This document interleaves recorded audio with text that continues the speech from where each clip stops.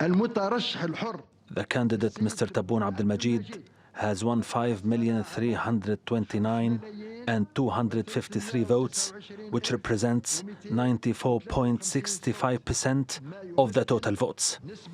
Let's speak to Youcef Bouandel, Professor of Political Science at Qatar University. Always good to see you, Youcef. The president's campaign framed him as Uncle Tebboune. Is he that kind of friendly uncle figure? Because Amnesty International last week was decrying the suppression of democracy and of civil rights groups, implying that the government is overly harsh on free speech and just general democratic rights. On the whole, international organizations, non-governmental organizations, have been critical of Algeria's human rights record in general since President Tebboune took over. They claim that there has been an erosion of civil and political liberties, some kind of a crackdown on dissidents and some of the opposition figures. But the view of the idea of Uncle Tebboune comes as a result of mainly introducing some kind of salaries for the unemployed. Obviously, the unemployment rate is very, very high in Algeria, and for the first time in Algeria, it has been introduced some sort of payment for the unemployed.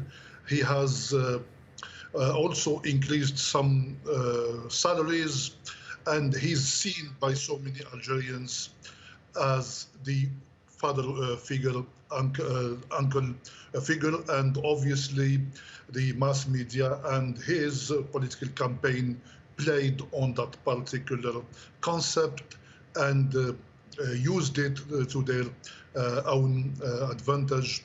In other words, he is the uncle figure, you can trust him, and so on and so forth, and Algeria would be in safe hands with him.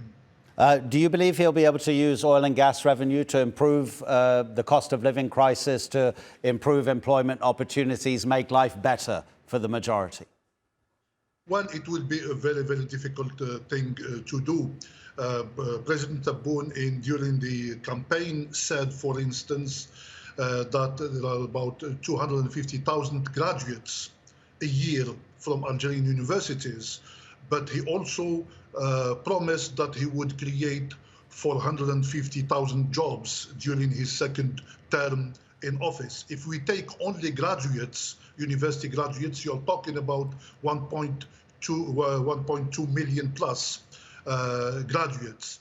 And if he succeeds in meeting his target of creating 450,000 jobs, what will happen to the 800,000 graduates, not taking into account other unemployed who have not gone to university and so on and so forth. So it's a huge toll to do. Algeria is one of the youngest countries in the world, and the economic and social difficulties are there to see.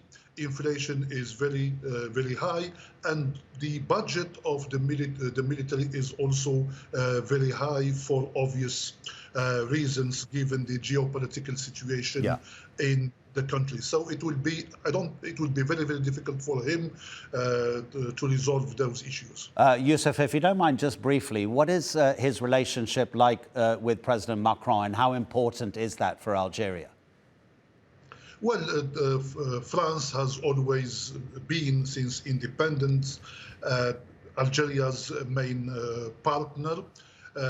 His relation with France and with Macron in particular has been quite turbulent over the last few years. It's so ups and downs, but for the time being, I do not think that Algeria could do without France, and France could do without Algeria. There over 2 million Algerians are in France.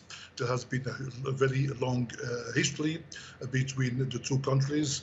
There was a planned presidential visit of Tebboune to France, if I remember correctly, in October. That is next month, and obviously that will define further the next 5 years between the relationship between the two countries. Youcef Bouandel, thank you so much, Professor. Thank you.